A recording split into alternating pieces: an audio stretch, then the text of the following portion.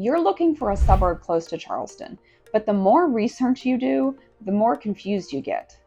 Like, you thought you had it narrowed down, but then someone mentions Moncks Corner, and now you're deep diving Google Maps, watching videos of the lake, and you're asking yourself why you suddenly feel the urge to buy a kayak. Or maybe it's Goose Creek. You hear that it's close to everything, but is that close as in convenient, or close as in you'll still be sitting on Highway 52 for 40 minutes to get to work? And then there's Summerville. Everyone talks about Summerville, and you start to wonder, is that because it's great?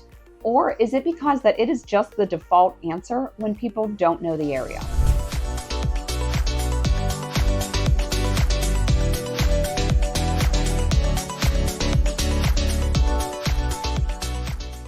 Here's the thing.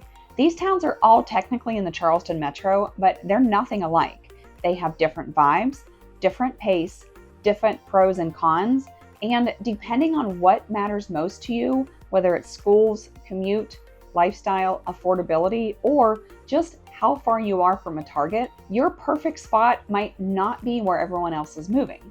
And today, we're going to break them all down.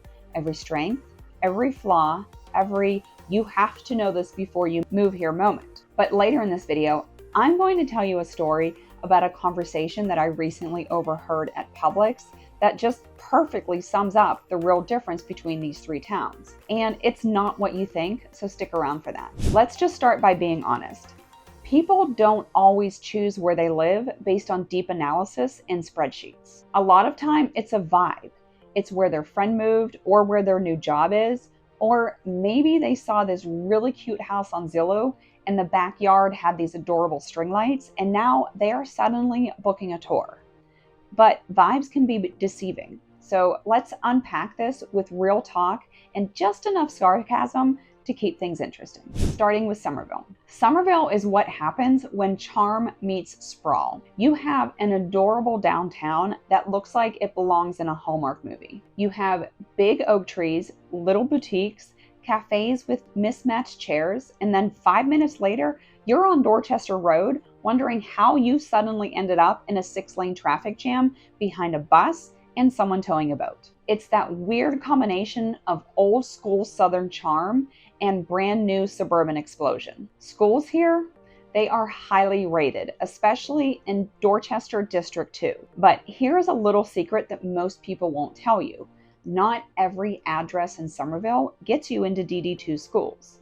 The lines are wiggly. It's not just a neat little box. So people buy a house thinking that their kids are going to go to one school and then they end up somewhere else. So do your homework or find a great realtor that already has that knowledge.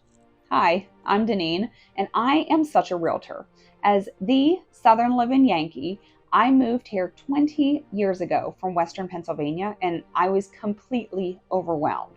So now I help others move here without the overwhelm, just the excitement. Make sure to like this video, subscribe to my channel, and hit the notification bell so you're up to date with all things low country living. Now, cost of living in Summerville isn't bad.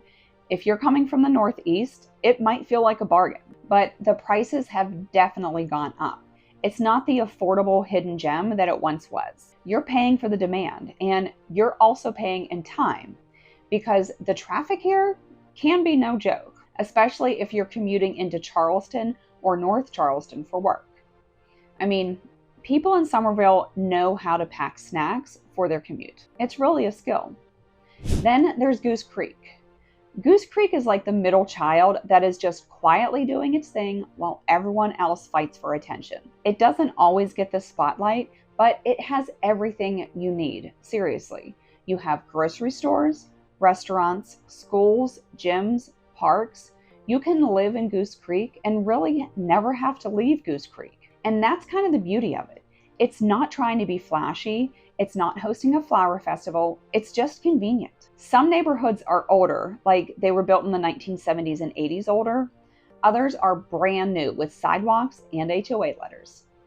But it's all mixed together, which I actually like because it gives it character. Now, Goose Creek is also home to a lot of military families because of the proximity to Joint Base Charleston and the weapons station. So you're going to get a good mix of people.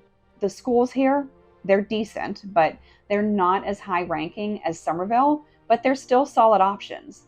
And you do have magnet and charter choices that aren't too far away. In the commute, well, if you work in North Charleston or even West Ashley, Goose Creek might save you around 10 to 15 minutes compared to Summerville. This is depending on where you're coming from. Real estate wise, Goose Creek tends to be a little more affordable than Summerville, especially if you're looking for something that's move-in ready. And honestly, it surprises a lot of people when they see what their money gets them here. The catch? It's not cute. It's not going to wow you on Instagram, but if you care more about square footage than sipping lattes under string lights, Goose Creek might be a winner. And then we've got Moncks Corner. Oh, Moncks Corner. This is where the outdoorsy people start paying attention. If you want to live near the water, but you're not quite ready for the price tag of Mount Pleasant or James Island, Moncks Corner says, hey, I got you. Lake Moultrie, the Cooper River, Francis Marion National Forest, it's all right there. You can get off of work, toss a kayak in the back of the truck, and you can be on the water before sunset. It's that kind of place. Moncks Corner feels a little bit more rural. You have a slower pace, more space. It still has a small town feel, like people wave at each other here. There's even a tractor in the 4th of July parade. I'm kidding. We don't have a 4th of July parade, but you will find your fair share of tractors here. But it is growing. You've got new construction popping up all over the place, and developers are definitely taking notice, which means that 5 years from now, it may not feel as rural. But right now, you can still find homes where your neighbor isn't 6 feet away from your kitchen window. Now, schools in Moncks Corner are also part of the Berkeley County School District, the same as Goose Creek, and they're a bit more hit or miss depending on the area. Some people love them, but some people choose to go homeschool route.